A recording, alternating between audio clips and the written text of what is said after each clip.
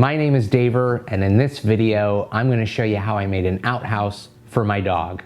Well, kind of. Stick around. This is Daver Made.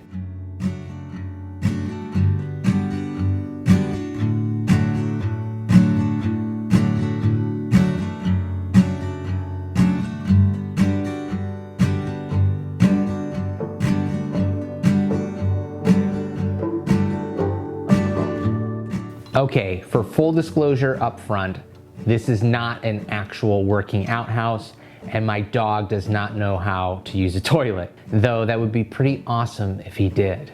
Rather, this is a storage shed for his pooper scooper and for other yard cleanup supplies. I just wanted to make it look like an outhouse because I thought that'd be pretty cool and kind of funny to do and have in my yard. The plan was to originally make it out of a bunch of crappy pallet wood that I had acquired over the years, but I ended up getting rid of all that pallet wood and just using other scraps that I had around my shop. Now, I wanted to make it look like an old dilapidated outhouse, but as time went on and I started working on it, it actually got a little bit nicer than I had pictured it was going to be. And I think by the end of the project, it was pretty overbuilt. But hey, you know, all that said, let's get into the video. My goal for this project was to use up as much scrap wood and other wood that I got for free that was lying around in my shop as I could. And the good thing about that was that it really cost almost nothing, but the bad part was that most of this wood wasn't the squarest wood or straightest wood that I could use. What I needed to do was kind of mill it up in a way that I could get a somewhat good structure out of it, and I ripped down 2x6s and 2x4s on my bandsaw into 2x2s. Now, this outhouse, if you will, was not going to be full size, so I thought that using this size of lumber for framing would be okay. While not perfectly square and straight, I thought it would add to the aesthetic I was going for. Now for the base of the outhouse, I'm using a 4x4 pressure treated post that someone gave to me, and I'm resawing it in half to make the base with some OSB. Now, I'm using the pressure treated wood because it's going to come in contact with the ground. I also switched out my dust collection for my normal dust collection when I was cutting this up, and I also used a dust mask in addition to dust collection, just because I didn't want to breathe in any of that dust from the pressure treated wood. Now for the bottom portion of the outhouse, I had a scrap 3/4 inch piece of OSB that was 2x2. So that's pretty much what determined the size of this outhouse. I'm also using coated decking screws to attach the OSB to the pressure treated wood as well. The next step was assembling the frame for each wall. And I'm just using the same decking screws. Now, while they are self-tapping screws, I'm also pre-drilling because the pieces are so narrow I didn't want to split them. As I assembled each frame, I attached it to the base, and I used screws and also nails. I don't know if you need to do that. I'm not a framing expert by any means, but I saw that nails help against shearing in high winds, and that's why nails are used and not screws in framing. So I decided to use both. I just hope I didn't waste my time. As I assembled the frames, while the pieces weren't the straightest they could be, I used my natural clamp called my foot and a square, a speed square, to try to make sure that each frame was as square and straight as I possibly could get it. And I know that once I put sheathing on this, that'll also help. So just kind of continue this process around the entire outhouse.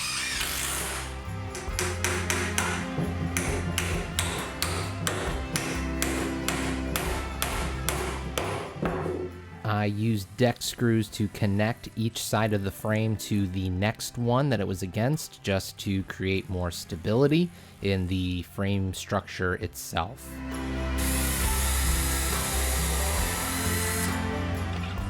And this portion of the build was pretty tedious, but it's definitely necessary to make sure everything is as sturdy as it can be. Now for this portion of the frame, it will be the front, and that's where the door is going to go. So I made it a little bit differently with that opening in the frame for the door when I'm ready to put it on.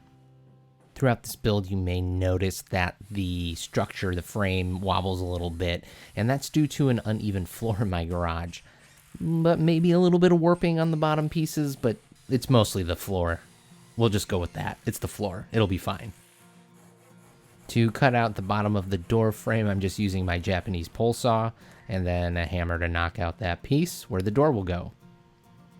Now it's time to start working on the sloped roof, which I am no expert at, but I did my best, and I'm just gonna show you what I did and not really talk about it because I don't really feel like it was the right way to go about this. But again, this is not an actual structure. It is more of a lawn decor piece, so I didn't feel like I had to be as precise as I would if I was making a real outhouse for humans, not for a pooper scooper.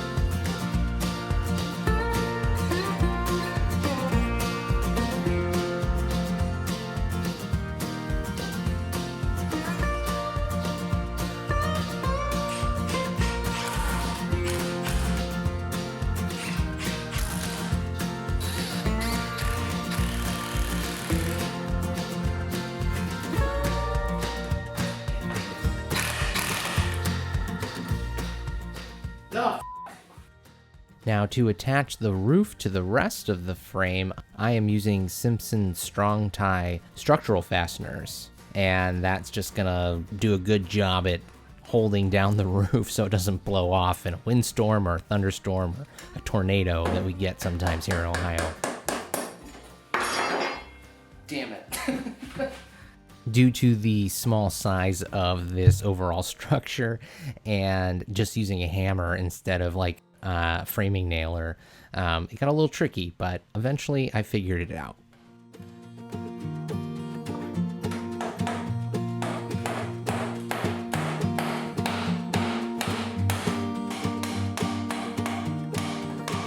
And that completes the framing of the outhouse. And next it was on to sheathing. I am using 1/2 inch OSB to sheath this outhouse.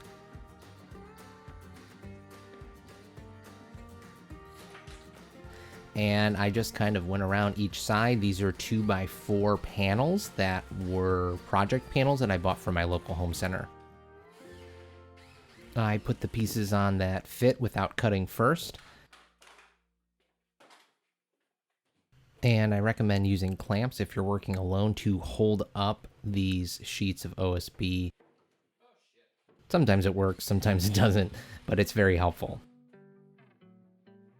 Then the next thing I needed to do was start making cuts with my circular saw. And I'm just using my Craig Rip Cut jig and my circular saw to cut these pieces out. And I'm cutting this in my driveway on the top of some foam insulation. And yes, I'm using a dumbbell to hold down the off-cut piece. Sometimes when you work alone, you gotta innovate, right? After I sheathed the front, I needed to sheathe the angle pieces between the main portion and the sloped roof. So I just traced the angle and cut it out. Unfortunately, I didn't get it on camera, but it worked out pretty well. Well, except for attaching it, but the cuts worked really well.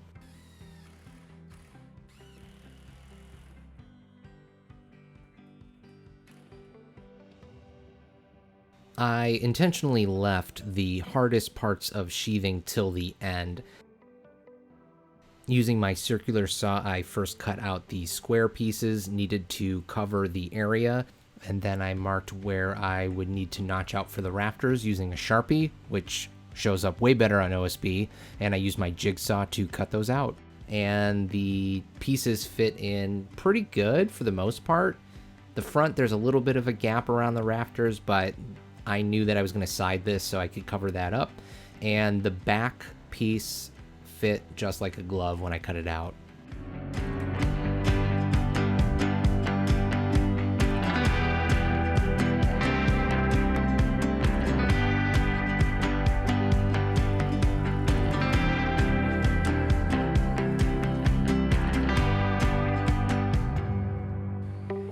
I felt like I needed a little bit more space around the rafters for the roof, so I'm just cutting out a 1x4 piece to extend it a little bit outside of the sheathing, because this is where I'm going to attach some fascia once the roof is on. And I'm just using some more OSB for the roof and just measuring and cutting out a couple pieces to cover it. And if you're wondering why I'm cutting these panels on the inside of my shop, well, it's because when I was doing this, it was pouring outside. And it poured a lot this month when I made this. So you gotta do what you gotta do.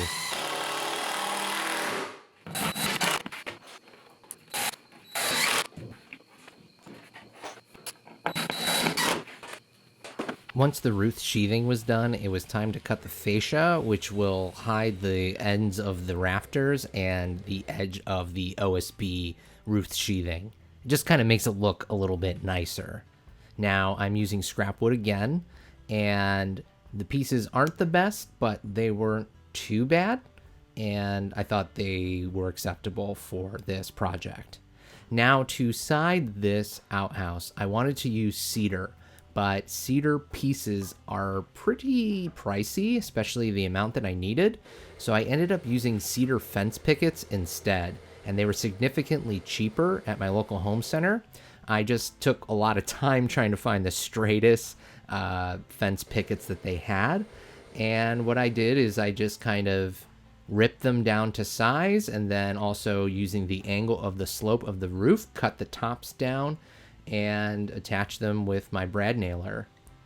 Now this process went pretty smooth, and I measured and marked the notches around the rafters and cut out those pieces with my jigsaw.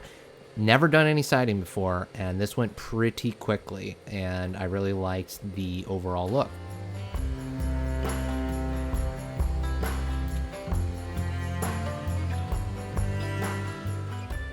Now, after attaching the siding to the back of the outhouse, I realized they weren't even pieces. There was this piece here on the end that was actually a little narrower than the others. And I didn't want to make that mistake on the front, because that's the side everyone would see. So I kind of measured the two outside pieces first and then worked my way in.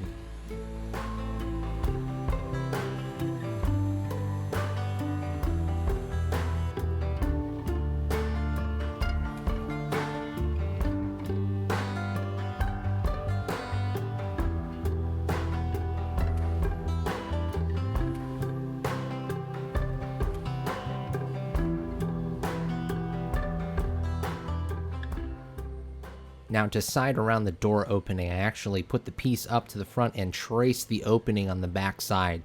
And then using a straight edge and some clamps, I cut out that with my jigsaw. And that way I could have a continuous piece going from the bottom to the top around the door frame. And that way I could kind of match the door when I make the door with those pieces. I was trying to go for that rustic outhouse look, and I think doing this achieved that the best.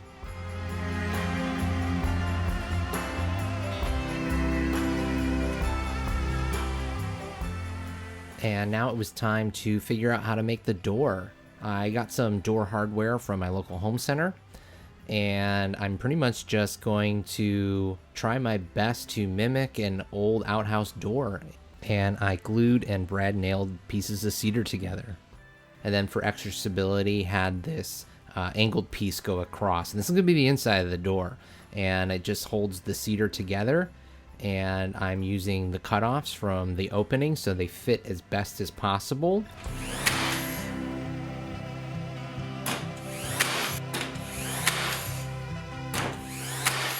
Because of how I cut it, it didn't exactly fit, but I thought it was pretty close.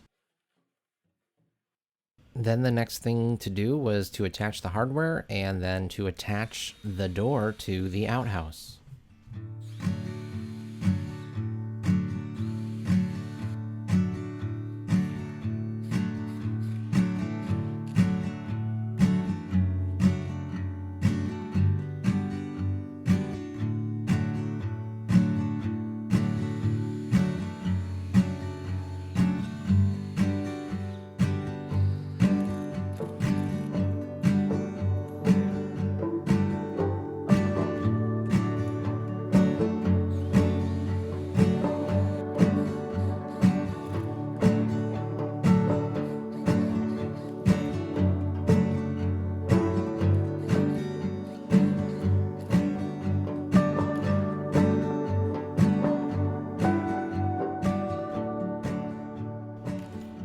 Now it was time to actually put the roof on, and I had some leftover roofing felt from a project a few years ago. A storm kind of damaged my garden shed, and I had to redo the roof myself. So I had this roll left over, and I figured, hey, let's try to make this as watertight as possible. So I'm just putting down some roof felt to add that extra layer of protection, even though I didn't really think that I needed it. This is at the point where I realized I went way too far with this project. Originally, I wanted it to be like a rusted looking, dilapidated outhouse kind of vibe, but it ended up being way better than I anticipated. But hey, that's fine. I also had some leftover cut-off pieces that I'm using as baffles because I'm going to be attaching a corrugated metal roof.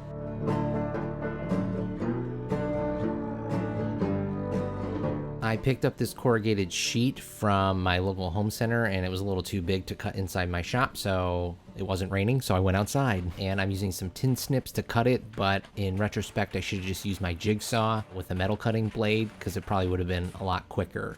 Now, the sheet wasn't wide enough to cover the roof, so I had to overlap two pieces to cover the distance. And this stuff is very sharp, so make sure you're wearing really good gloves. And I'm using the screws that are specially made to attach metal to wood and have a rubber washer that is supposed to seal around the screw so water doesn't get through.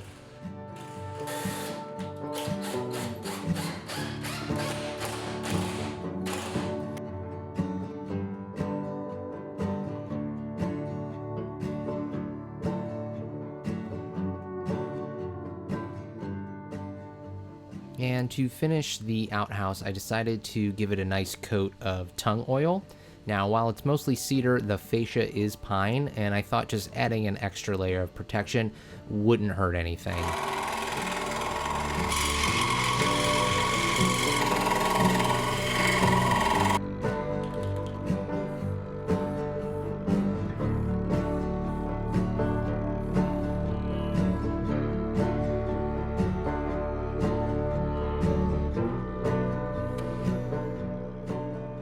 And the very last thing that I needed to do was to add something to make sure people knew that this was not an outhouse for them, but rather for a dog.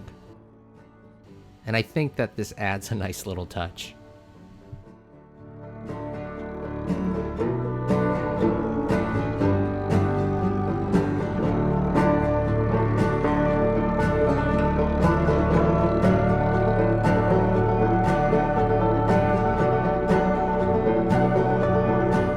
I hope you enjoyed this video and got something out of it. Maybe it'll inspire you to make a pooper scooper outhouse like I did, or something like that for your yard tools. I appreciate you watching. My name is Daver, and until next time, take care.